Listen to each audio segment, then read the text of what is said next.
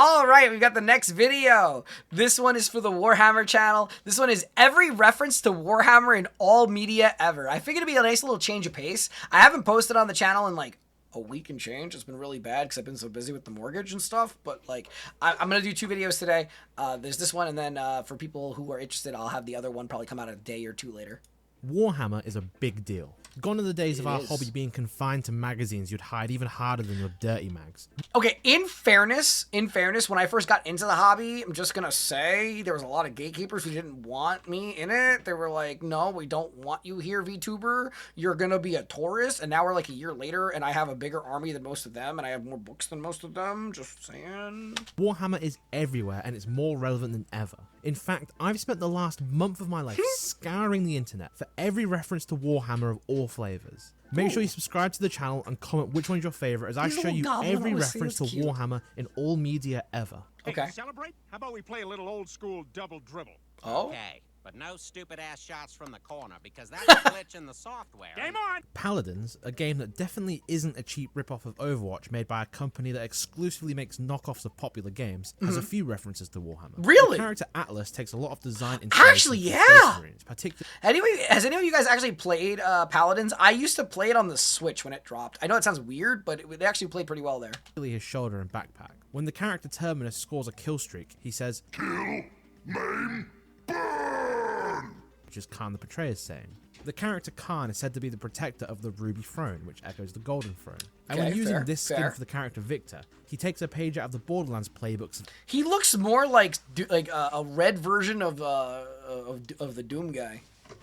Unfunny and unsubtle references and says, "In the grim darkness of the grimdark." Oh, that's clever.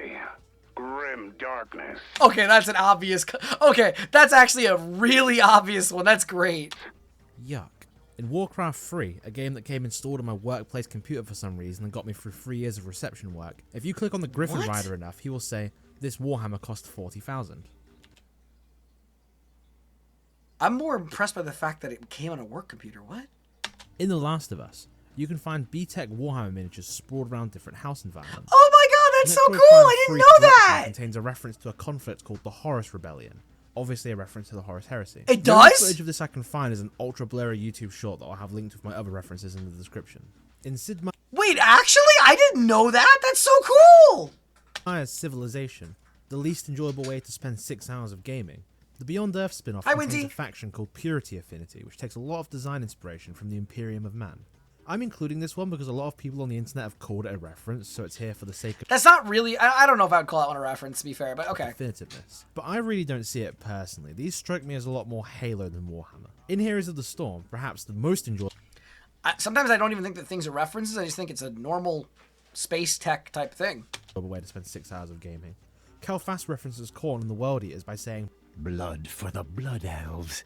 Sun for the Sun King." Okay. Okay, that's pretty good. That's pretty good. That's pretty good. In Mass Effect 3, there's a Tauren leader called the Primarch. I'm including this one because enough people have soyjacked this one online, but Primarch does just sort of mean leader. So then it's not a reference. Again, this guy, okay, I don't want to be mean to the creator. It just feels like he's grabbing anything he can now.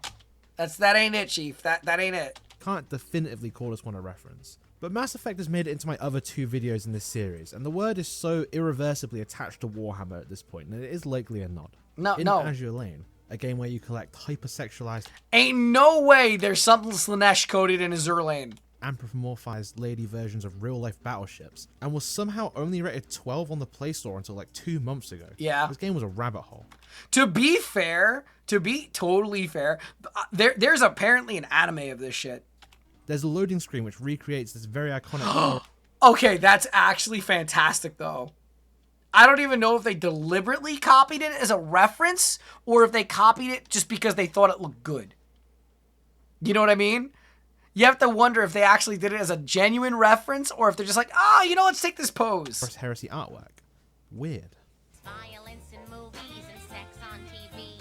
South Park has a very well-known episode loosely revolving around the kids playing Warhammer. It's a pretty painful watch, to be honest. The Really? Warhammer stuff is very ham-fisted, and the Andrew Tate stuff is agonizingly unfunny. It's definitely worth... Is this a newer one? It has to be a newer one because it's Hemp Sweet Hemp, right? So that's like from the newer era of South Park. It's when Randy got the weed farm, right? But like, So I haven't seen this one.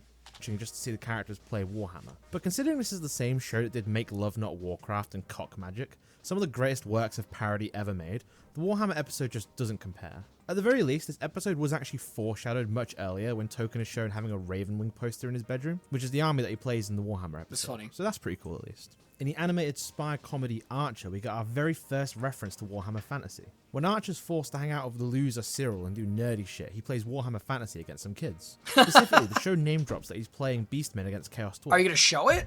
My tactics were flawless, and yet my forces lie decimated. Because you left your beastman exposed to his chaos dwarf. I love this one because it's so much more niche than just hey look Space Marines. In the greatest British media of all time, and it's insane I loved how not Archer. even close Archer was a great show back in the it is day. Peep Show. I also actually went to when I was at Comic-Con, I actually got to see the final Archer panel for the last season and meet all of the voice actors. It was a really cool time. New York is fun sometimes, I will say. Whilst Mark calls his pregnant ex-partner, he drops this line. Oh shit. No, Soph. Cancel. I'm cancelling you out of shame. Like my subscription to White Dwarf. If you're American and not watched the show, go fix that right now. I've watched the full show like 6 times and it stays funny every time. In perhaps... I'm going to say this right now. British humor sucks. I'm sorry. So his recommendation falls very flat.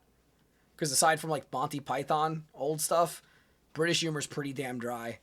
And it's kind of unfunny. Like, wait, actually, no, I'll correct that. I think the IT crowd was okay. It was okay. I enjoyed it, but I wouldn't call it funny. I just kind of watched it.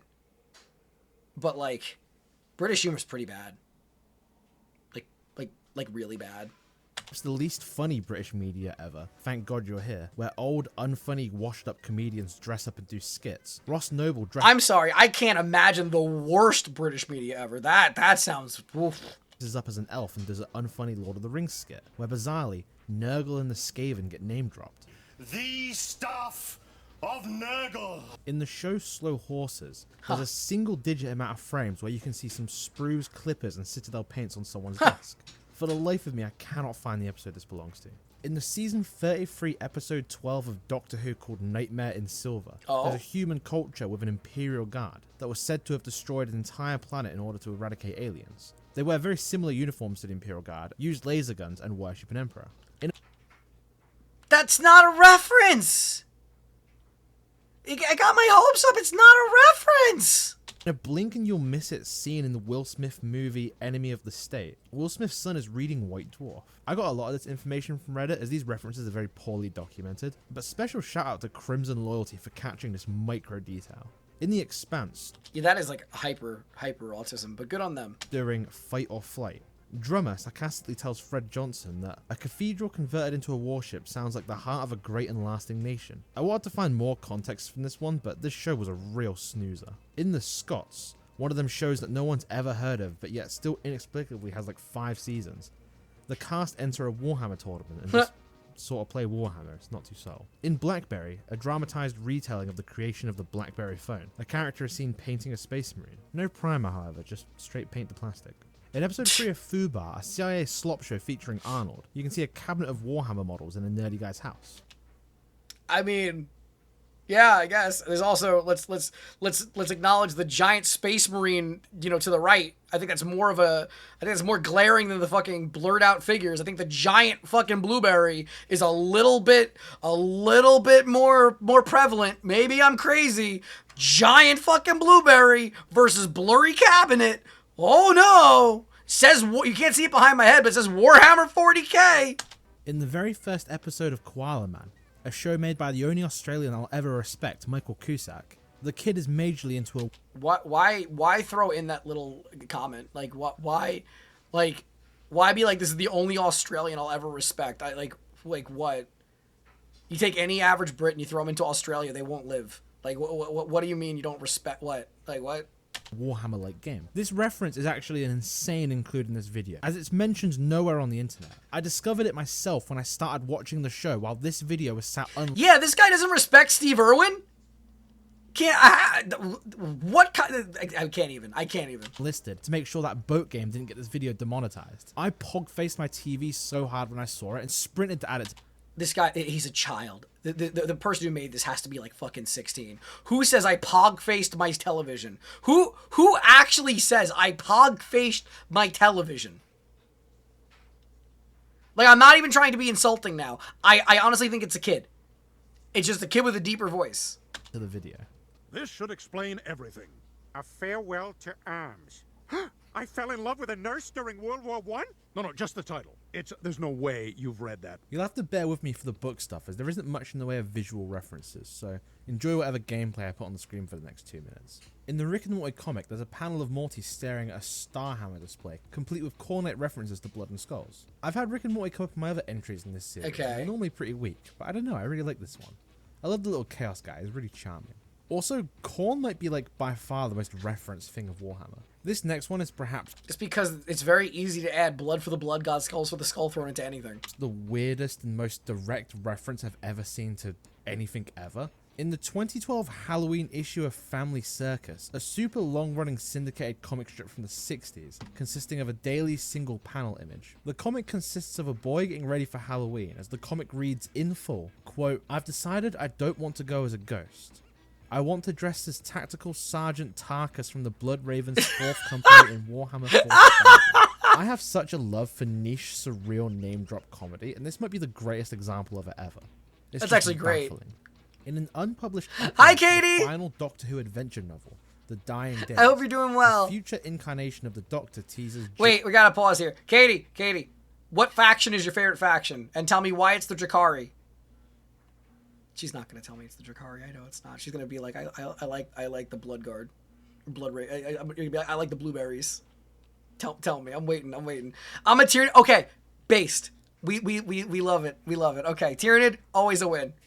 I have been dragged into a 3,000 point army of Drakari, but I do love my Tyranid. Jason Khan. We support Xenos here. The last time he saw Bernice Summerfield, she was being inaugurated as God Empress of all human space. In Jim Butcher's series of novels called The Dresden Files, a series spanning 17 books across 20 years, which follows the cast of Magic the Gathering if you've been hit on the head and woke up with a bad case of the Mandela effect. A short story called The Warrior has a character described as, quote, technically Inquisitor of Order Malleus to be more specific. Okay. In the space opera novel series The Expanse, a collection of books that pushes the limits of what can be considered not the Star Wars font. Soldiers called Arconia Marines are said to wear bright blue power armor with an eagle symbol across their chest. In the supernatural police drama Rivers of London, a character claims to be part of the Ordo Mechanics and asks another character if they know what that means, to which that character cracks back, "You maintain the sacred machines to further the glory of the God Emperor of mankind." In Goblin Slayer, an anime that did to enjoy Goblin... Wait, really? I didn't think there was any references in Goblin Slayer. That's kind of cool if there is. Hitler and James... To be fair, I'm going to be honest. I'm going to sound like a little bit of a pushover here. I watched the first episode of Goblin Slayer and I put it down and said, nope, not for me. So I'm sure that there's a lot of good stuff in there. First episode kind of made me go, nope, not my cup of tea. I'm not too interested in this. You know, I don't really, a little bit too grapey for me. You know, I like my oranges. I like my tangerines. I don't like that much grape. I'm not a fan of grape flavoring.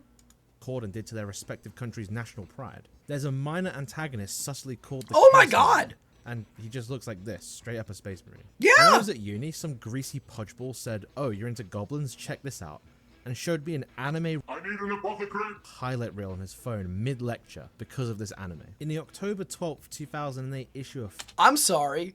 What psychotic friend do you have that does that? Hello? Please repeat that? ...reel on his phone. Check this out.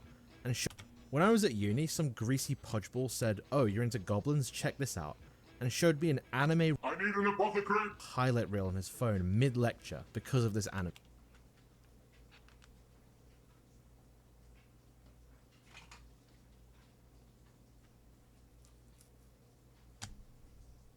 Huh.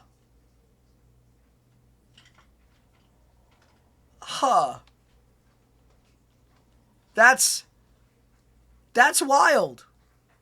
That is wild. In the October 12th, 2008 issue of Foxtrot, the kids are playing a D&D style game of Lord of the Rings featuring the Balrog. But as the kids don't have a miniature of the Balrog, they use a bloodletter in his place. Full name drop and all. In Marvel Comics' Venom Space Knight, the Tower just sort of there. Wait, really? At first I wasn't sold, as this could just be any blue alien. I don't remember the Tau auxiliary species of panda lemurs. But one Wait, I want a panda lemur! What the hell? I love that! panel shows the alien race's vehicles, and damn, that's as blatant as it gets. Supposedly, Games Workshop took this into legal hands, but I can't find anything conclusive about it. Yeah, that's In the Tau. Unspeakable Cult of Doom, a webcomic about... I know I'm waiting to move before I do any more painting. I really want to do my Commander Farsight, like, so badly. I want to build it and paint it, like, so badly. You guys have no idea. That one has been sitting in my collection, staring at me, being like, please, Tetra, put me together. I want to look cool on a shelf. But moving. It makes no sense to put it together. The slice of life antics of Cthulhu. Issue 341 shows some Grey Knight-looking guys falling through a wormhole. They do not look like Grey Knights. What do you mean, Grey Knights? They look more like Death Guard than anything. As Cthulhu enjoys some tea with Nurgle and Zinch. I adore the depiction of Zinch here. It's adorable. Whoa, ass ahoy. This next section is for random pieces of media too small for their own section, or that just aren't really references. Amarath, a Swedish metal band formed in 2009, have a song called Outer Dimensions. The music video of which ends with a 3-second long scene of a cardboard Terminator just sort of swiveling around. The band Dragon Force have a song called Space Marine Corps. They do? Kind of about Space Marines, that's it. The species of spider found in Australia was named Abaddon Despellator due to its... I feel like I know the song that's playing in the background subtly. It sounds like the background music to that game from like Hattie Harrington or whatever the hell it's called. You know the guys who made Castle Crashers, the Newgrounds guys? The other game that they made. The other game that they made where you collected hats. Do you know what I'm talking about? I'm pretty sure the background track he's playing right now is the game track from that game. I don't know why I can catch that. Yeah, I think it's Battle Block Theater. Listen. Spiky black. Listen in the background. Called Space Marine Corps. It's kind of about Space Marines, that's it. The species of spider found in Australia was named Abaddon Despellator. You hear it, right? You hear it. It is? Yeah, that's what I'm saying. Okay, spider named Abaddon is kind of fire. Due to its spiky black and yellow appearance. Finally, I've seen a lot of mention of a Warhammer reference in My Little Pony. Okay, not to be mean to my Warhammer crowd, because again, this is going on the Warhammer channel, so all my Warhammer crowd's going to see this. Why do so many Warhammer people like MLP? It's kind of weird. Not trying to judge if you're a brony or a Pegasus sister. Cool. I love that for you. You live your life. I just don't understand why there's that weird correlation between Warhammer fans, who are usually pretty edgy, and MLP. It's a little thing I've noticed. It's a little interesting. But the crossover fan art between the two are so unfathomably voluminous that it's kind of buried under a pile of mush. It's just impossible to Google. You never heard the term Pegasister? That means you probably never heard the word clopping either. Don't look that one up. I've learned far too many things on the internet. Weirdly enough, in Total Warhammer 3, there's a reference to My Little Pony in the Ogre's... See? Even the game is referencing MLP. ...mercenary thing called My Tiny Horse, which does make me think there's something there to this one. And that was every reference to Warhammer that I could find. This was a weird one. On the one hand, there was a few things here that was expected. Lots of British media and a real emphasis on Warhammer players being nerds. What really shocked me was that I could not find a single reference on the entire internet that explicitly pointed at Age of Sigmar. I love Age... Are we calling Black Templar fans bronies? That's a lot. Okay, you know what? I think that's fantastic. All right, my audience, you are more than welcome to refer to all Black Templar fans as bronies. Age of Sigmar, but it seems to have very little cultural significance so far. And if you've ever wondered which Chaos God was the most culturally relevant, it's Khorne, and it's not even close. Thank you all very much for watching. If you loved this format, check out my main channel for a version on Minecraft and Plants vs. Zombies. Well, cheers. Thank you. It was a pretty good video. It was pretty fun. It was very different. Very different than what I'm used to. But I think it'll be fun. I think we'll get some interesting commentary.